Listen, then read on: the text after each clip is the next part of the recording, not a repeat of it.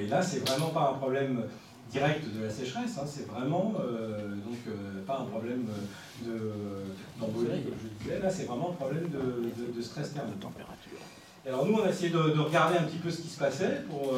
Alors bon, je n'entrerai pas dans le détail méthodologique qui est un peu compliqué, mais on a essayé effectivement de regarder, si on voyait à partir de données satellites, hein, en utilisant des données si on voyait un effet effectivement de ce stress thermique en fonction de la température, et c'est quelque chose qu'on voit assez bien, parce que vous voyez que jusqu'à 45 degrés, il ne se passe rien. Et à partir de 45 degrés, en effet, on commence à voir un effet assez sensible, c'est-à-dire que quand la température maximum de l'année atteint ce seuil, eh bien on voit que juste après cette période-là, on a une baisse de l'indice foliaire, donc qui est liée à une perte de feuilles. Et ça, si on regarde maintenant, on a mis ça dans un modèle, dans le modèle orchidée, pour regarder un peu l'impact que ça peut avoir. Et bon, on voit que actuellement, et l'impact que ça a sur la productivité. Donc vous voyez qu'actuellement c'est relativement limité. On le voit un peu sur le sud de l'Espagne, donc dans des régions semi-arides, on a des effets. Mais si on fait des projections dans le futur, donc en utilisant des modèles climatiques, on peut avoir des réponses très différentes. Alors, ce qui est important aussi, c'est de voir, on a pris différents modèles climatiques, hein, ça c'est toujours ce qu'on fait, parce que évidemment, les modèles donnent des réponses chacun très différentes. Il y a des grosses incertitudes qui sont liées au modèle. Et vous voyez que là, en fait, ça crée des situations complètement paradoxales, en fait, où entre, par exemple, le modèle de l'IPFL, où on voit quasiment très peu d'augmentation de l'effet, alors que sur un modèle comme AGEM, c'est beaucoup plus important. Et donc, on voit que là, l'incertitude est extrêmement importante. Bon, ça, c'est... Vous voyez, ça c'est un état des lieux des dépérissements qui sont vus dans les différentes forêts. Bon, je ne rentrerai pas dans les détails, parce qu'il ne reste pas beaucoup de temps. Mais vous voyez qu'on constate de gros dépérissements un peu partout, des forêts. Bon, ça je vais passer dessus, mais pour moi là, montrer un exemple assez emblématique dans la forêt de Vierzon, par exemple. Donc là, c'est des choses qui sont mesurées. On regarde les arbres qui sont en train de dépérir. Et vous voyez qu'on commence à avoir des dépérissements très importants dans certaines forêts en France. Donc on a beaucoup d'arbres qui sont en train de mourir, donc c'est quand même assez inquiétant. Et en particulier, bon, il y a les effets qui ont été regardés sur les jeunes plantes et sur les plantes adultes. Donc vous voyez ici, après, alors évidemment, on a eu un événement de sécheresse très important 2018-2019. Et donc on voit qu'on a eu, en particulier dans l'est de la France, des gros dégâts sur les jeunes plantations, sur les régénérations, de Douglas en particulier. Alors ça, c'est vrai que c'est un point très important, hein, parce qu'on parlait tout à l'heure de planter des Douglas, etc. C'est bien joli, mais le problème, c'est que le Douglas, manifestement, ne sera plus adapté dans quelques années au changement climatique. Donc on peut bien dire on va planter des Douglas, mais malheureusement, là on a vu dans les dernières années un dépérissement chez Douglas très important. Donc ça c'est quand même un gros problème. Et là c'est l'impact, c'est ce qu'a montré M. Dubois tout à l'heure aussi, vous voyez l'impact sur les adultes. Hein, et en fait, bon, qui correspond assez bien en fait, à ce qu'on voit aussi chez les jeunes arbres. Hein, on voit que l'est de la France a été très impacté. Et on voit aussi, alors quand on peut le voir grâce à la dendrochronologie, hein, donc quand on analyse les cernes d'arbres, on voit bien les événements, et vous voyez que ces événements, des gros événements comme ça de perte de productivité, eh bien, augmentent. On voit que dans les dernières années, on a une augmentation assez forte de ces phénomènes donc de perte de productivité importante, et donc de perte de croissance radiale chez l'humain. Alors là, c'était pour montrer aussi des effets sur le long terme. Donc il y a eu un événement sur les trembles canadiens en 2001-2002, une grosse sécheresse. Et en fait, là, c'était pour montrer l'effet à long terme. Hein. C'est-à-dire que vous voyez, là, ils ont mesuré la perte annuelle de biomasse.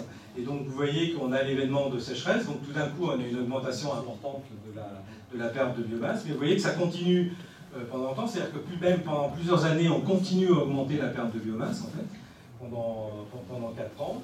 Et puis après, bon, on a une perte enfin, on voit qu'on diminue progressivement cette perte de biomasse, mais enfin, vous voyez que 12 ans après l'événement, on continue à avoir une perte de biomasse qui est beaucoup plus importante que celle qu'on avait avant l'épisode. Donc on a une mémoire de ces phénomènes-là qui est extrêmement longue. Bon, ça, je ne vais pas rentrer là-dedans. Alors là, c'est une étude qui a été faite à l'échelon européen et qui a regardé comment la mortalité, pour différents types de mortalité, donc en regardant ce qui étaient les tempêtes, par exemple, les insectes, etc. Et donc on voit effectivement une évolution au cours du temps des types de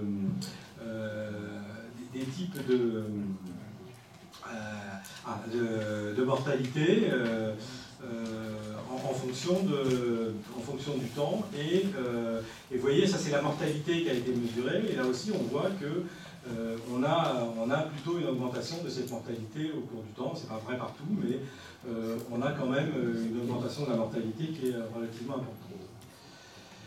Alors ça, c'est aussi une étude qui a été faite pour regarder spécifiquement la sécheresse. Hein. Donc ils ont regardé en fait l'accroissement du risque de mortalité avec le déficit hydrique. Hein. Donc là, c'est pas avec un modèle. Hein. Ils ont vraiment regardé des données. Après, ils ont utilisé des méthodes genre IA pour voir ce que ça donnait. Et vous voyez que, donc évidemment, hein, plus on a une sécheresse importante et plus le risque augmente et il croît de façon exponentielle. Et ça leur a permis de regarder le pourcentage de mortalité attribué à la sécheresse donc sur la période récente et qui permet de voir qu'il y a certaines zones hein, où on a vraiment des hotspots de mortalité sur la période récente.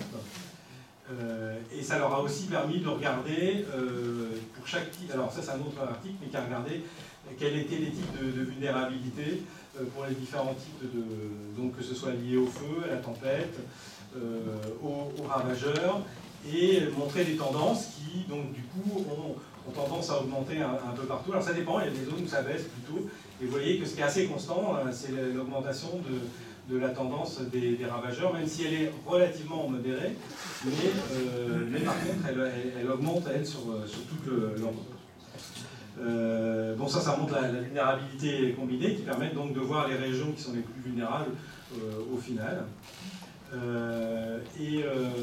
Bon, du coup, je vais pas avoir trop le temps de parler de ça, mais une étude qui était assez intéressante, c'est de regarder comment évoluait justement la vulnérabilité en regardant entre 2018 et 2019 si on voyait des plantes qui avaient une vulnérabilité accrue, c'est-à-dire que dans des mêmes conditions que des années climatiques que les années précédentes, est-ce qu'on voyait une perte de productivité. Et ça, ils ont pu montrer que, justement, on voit, alors donc là en marron, vous avez les zones où on a, alors soit en 2018, soit en 2019, c'est pas tout à fait les mêmes zones, mais on a quand même, vous voyez, des zones communes, où on voit que ces zones qui sont en marron ici, ce sont des zones où la vulnérabilité a augmenté. C'est-à-dire que donc on a manifestement un système qui devient plus vulnérable. Alors ça peut être des effets sur le relativement court terme, hein, ça en particulier, c'est parce que là on a une succession d'années sèches, et donc il y a des effets de retard. C'est-à-dire que le sol par exemple n'a pas pu se renouveler complètement en eau, donc on a des effets, mais enfin ça montre que globalement la vulnérabilité augmente. Bon, du coup, je sais pas si j'arrive à passer. Bon, ben, on va rester là, puisque je vais mettre quand même une conclusion. Ah, voilà, j'avais plusieurs trucs à montrer, mais je vais passer un peu rapidement. Bon, enfin bon, tant pis, alors le dernier transparent. Donc pour ce que je voulais dire en conclusion, voilà. En conclusion, ce qu'il faut donc bien retenir, hein, c'est le fait que donc on a malheureusement, on voit qu'il y a différents facteurs de vulnérabilité. Ça c'est quand même quelque chose de très important et on voit que cette vulnérabilité, enfin, en particulier un dépérissement, on note effectivement un dépérissement qui augmente sur beaucoup de types de forêts, donc en particulier sur les pins, il y a un phénomène assez important. Autre point que j'ai aussi pas mentionné, mais bon, quand on parlait des problèmes de monoculture, par exemple, évidemment, la vulnérabilité des systèmes de monoculture est beaucoup plus importante, en particulier aux tempêtes, aux ravageurs, et alors pas vraiment aux effets de sécheresse, mais par contre, effectivement, sur les ravageurs, sur les plantes, sur des phénomènes comme ça. Évidemment, si on a un mélange d'espèces, on a des systèmes qui sont beaucoup plus résilients que quand on a des monocultures, où typiquement, si un ravageur qui s'installe, il détruit tout. Alors qu'ils sont en général associés à un type d'espèce. Et de la même manière, pour les tempêtes, on a bien vu en 99 dans les Landes, là, où on a des monocultures, on a eu des catastrophes, parce qu'évidemment, tous les arbres tombent en même temps, alors que si on a différents arbres, il y a certains qui vont mieux résister et permettre aux autres arbres de ne pas tomber. Merci beaucoup. Merci beaucoup.